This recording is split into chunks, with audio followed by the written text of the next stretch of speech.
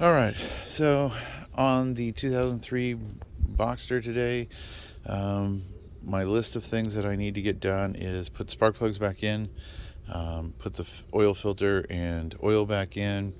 I want to clean up the bottom of all the oil and stuff, especially since I've been cleaning the top. Um, and it's been running down the motor. One thing I did notice is both sides where the plugs go was actually just dirty, not oily or caked up.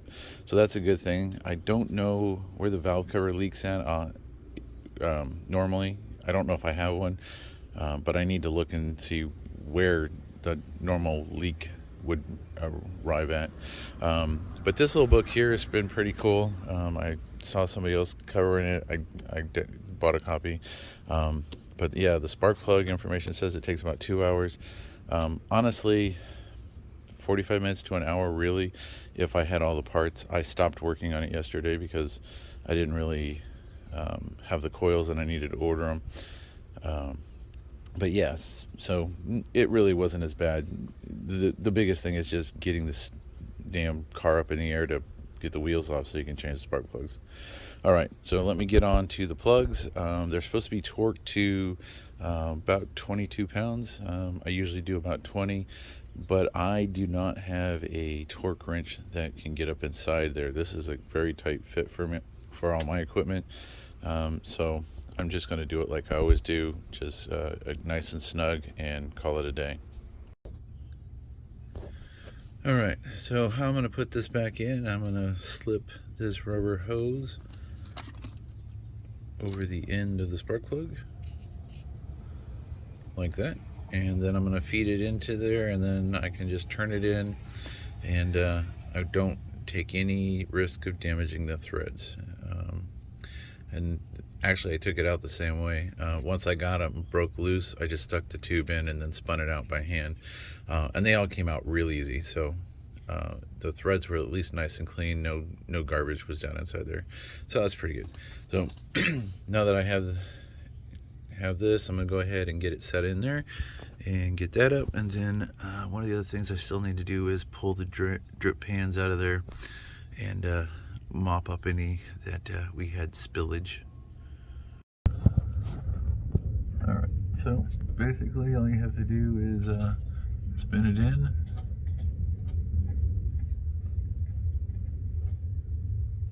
Now it's tight. I can tell because it's friction, and now I can pull it out. And now all I have to do is tighten that down. I'm gonna get them all in first, and then I will go ahead and tighten them down. All right, let's see if I can do this.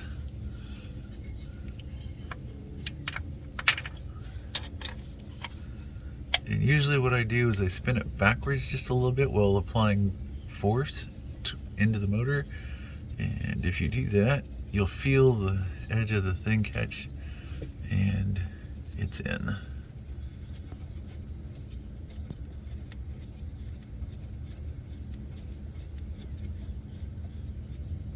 Okay, it's tight, and it's out. So that's all three plugs are in. Now I can tighten them down. But yeah, this hose is really kind of nice because literally, if you stick it in there, any hole like that, it's connected to the plug. Hopefully that helps somebody. Okay, so I just checked these three coils, and the bases of the coils on this side were all good. Now this is the side we had the miss on, and I think, I'm not 100% sure, but I think that was our number one. And I put them in order and then I flipped them around when I was checking them, but I had noticed that this end was split, but I did not notice how split open that was. And you can definitely tell right there, that white mark, that's a burn mark. So I wonder if that was our miss. Nobody paid attention to it. Wouldn't that be great if I replace this and the car's miss completely goes away? That would be awesome. And then I would stop panicking about the motor needing to be replaced. But I really do think, I mean, if this motor goes bad or turns out to be bad, I don't know, an LS swap? I mean, I've seen them. I'd even put another 4 or 6 cylinder in here as long as it fit. Something to think about. All right, I'm gonna get these spark plugs in and get that pan out of there before it starts getting hot this morning. One thing I like to do when I'm doing a tune-up or something like that, I like to put the old spark plugs back into the boxes. This way when I'm done, everything is sort of like put away. But it also lets me know that, okay, I don't have any spark plugs laying around. That must mean I changed them all. Because things get crazy and you forget things, so that's just a little thing that I do. But we're down to our last spark plug on this side. Of course, it's the front one. So we're gonna knock that out real quick, and then because we are waiting on coils, the only thing I can do is tighten these down, which I'll do once I get the last plug in. And then, like I said, we need to pull that oil tray out of there so I can start getting that cleaned up. But I may have to raise the car up because I did not realize how low to the ground this thing actually is. And I'm a big person, so I may not fit.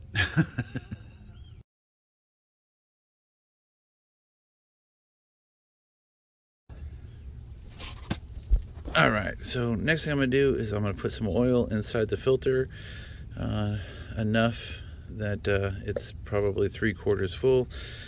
That way when I put it up there, it won't be dry. I'll also put a little bit of oil on the new O-ring.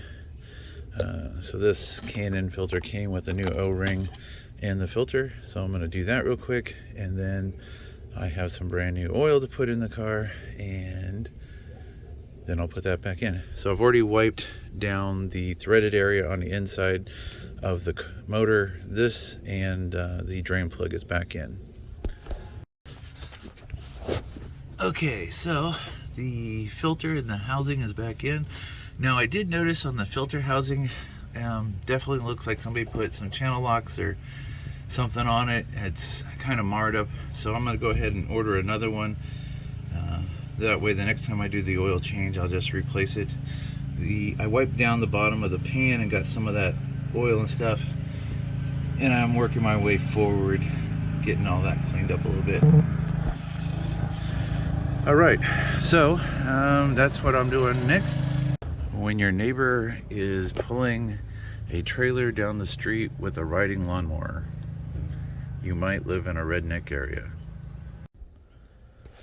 Well, I have someone coming over here in a few minutes to take a look at my Baja. I think they just want the car, they don't want the engines as well.